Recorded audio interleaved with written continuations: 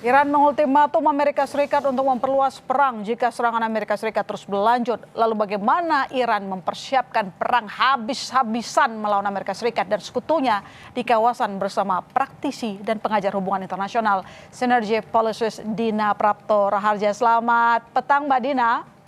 Selamat petang, Mbak Ilona. Ya, Iran ultimatum Amerika Serikat akan menyerang habis-habisan kalau adu kuat. Apa respon Amerika? Iran dalam posisi nggak mungkin mundur ya, sehingga sebenarnya apapun yang terjadi, Iran pasti berusaha untuk mendapatkan status yang lebih baik di kawasan dan sebenarnya posisinya tetap sama ya, dia berharap mendapatkan rekognisi bahwa stabilitas di kawasan Timur Tengah itu wajib melibatkan Iran, sehingga isolasi dan sanksi ekonomi yang berkepanjangan terhadap Iran otomatis harus dicabut. Makanya Hormuz dia pegang terus. Jadi Amerika Serikat dalam posisi dalam kepentingan dalam negerinya sendiri adalah untuk menunjukkan bahwa apa yang diinisiasi tanggal 28 Februari 2026 itu adalah jalan yang benar. Itu aja dia berusaha mempertahankan bahwa apa yang dilakukan itu bukan yang keliru gitu. Oke. Hanya saja masalahnya ya memang ternyata sepanjang perjalanan ini ada begitu banyak resistensi yang besar ya dari pihak Iran. Kalau Iran tidak mungkin mundur, bahkan mengultimatum Amerika Serikat, dia dapat dukungan politik dari mana, Mbak Dina? Dapat tidaknya dukungan politik dari negara lain itu adalah hal tambahan begitu buat Iran. Jadi satu saya mau sorot dari dalam negerinya Iran sendiri. Iran itu kan punya pengalaman historis diserang habis-habisan ya. Dalam perang Iran-Irak, kemudian juga saat dia dilumpuhkan di revolusi Iran, sehingga dengan posisi yang sudah terjepit habis jatuh revolusi 79 itu dia langsung diserang oleh Irak dibantu oleh Amerika Serikat. Bisa dibayangkan situasi di dalam negeri Iran itu melakukan penyesuaian. Jadi yang kita hadapi sekarang ini, mereka akan terlintas lagi apa yang pernah mereka alami, sehingga mereka melihat nggak mungkin bahwa perang ini akan berlangsung pendek, mereka justru harus bersiap jangka panjang.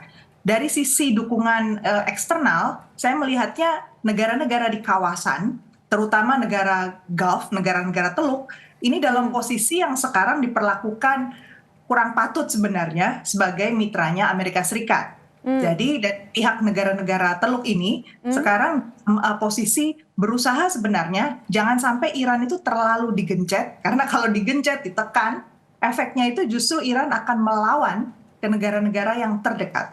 Tapi kenapa, pertanyaannya adalah kenapa Iran justru memilih untuk menyerang negara-negara Teluk? Negara-negara Teluk itu simbol dan di satu sisi negara-negara Teluk itu juga punya basis militer dan mereka mengandalkan ketergantungan pada jasa perlindungan militer dari Amerika Serikat. Itu yang menjadi simbol bahwa eksistensi Iran itu tidak mungkin dengan eksistensi dari Amerika Serikat di kawasan itu bisa bersama gitu. Harus ada posisi yang disepakati dari kedua belah pihak, entah Amerika cabut dari Timur Tengah, dari military bases yang ada di negara-negara Teluk, atau memang Iran harus diakui bahwa dia memang pemain yang penting di kawasan. Ya, kalau sebagai simbol pun kita ketahui bahwa negara Teluk itu ada pangkalan militer Amerika Serikat, begitu ya. Lalu apakah nanti negara Teluk akan diam saja atau menunggu apa gerakan permintaan dari Amerika? Negara-negara Teluk sekarang dalam posisi melakukan transisi sebenarnya. Mereka juga melakukan penyesuaian. Mereka tahu dengan semakin lemahnya Amerika Serikat dari segi amunisi, kemudian juga dari segi teknologi persenjataan, sekarang sudah ada pesaing dari Amerika Serikat. Rusia dalam kondisi tertekan, tapi sudah ada China yang sekarang menjadi penyedia teknologi alternatif.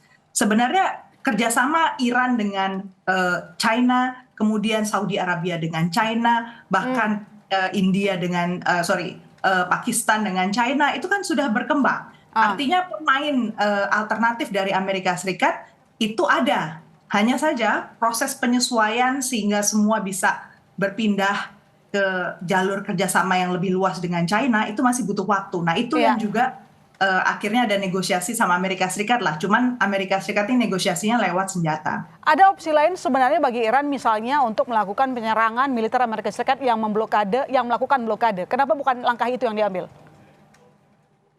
Kalau jadi gunanya menyerang itu sebenarnya adalah untuk menunjukkan bahwa jalur-jalur yang ada sekalipun itu bukanlah yang terbaik gitu.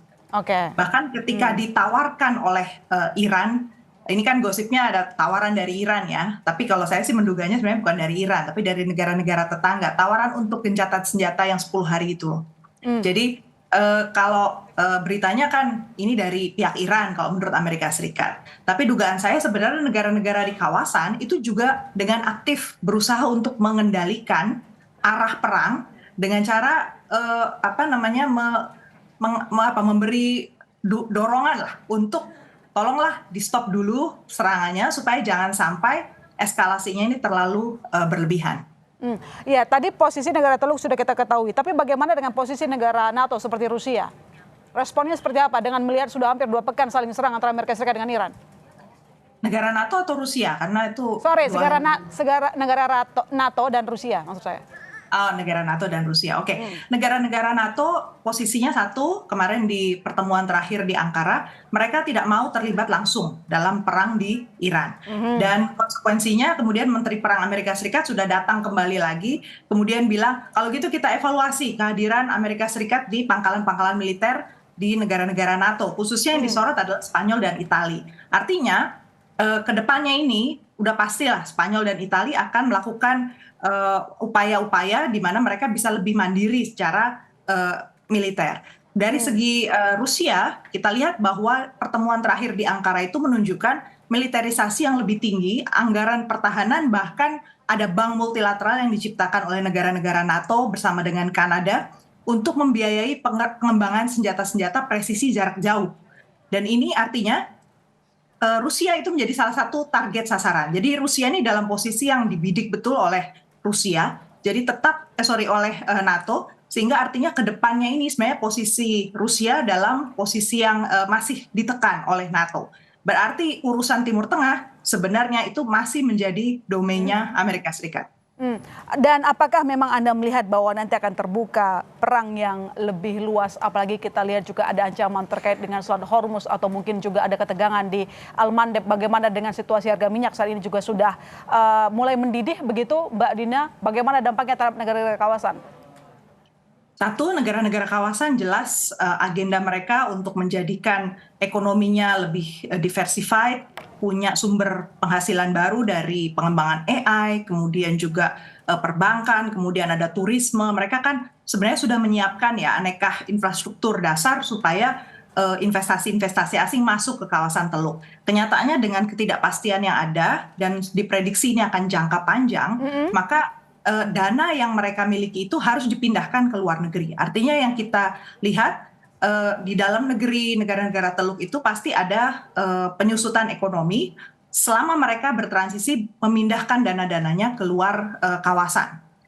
Yang diharapkan oleh Amerika Serikat ini yang kemarin negosiasi juga dari pihak Amerika dengan negara Teluk adalah pindahnya ke Amerika dong. Nah, kalau saya lihat sih dalam jangka panjang justru negara-negara kawasan di Teluk itu akan berusaha untuk satu sisi tidak akan mengkonfrontir langsung bilang tidak pada Amerika Serikat, tapi mereka menyimpan dananya untuk bekerja sama dengan mitra lain. Salah satunya yang paling utama adalah China. Baik, terima kasih Mbak Dina telah bergabung di Kompas Petang. Sampai ketemu lagi.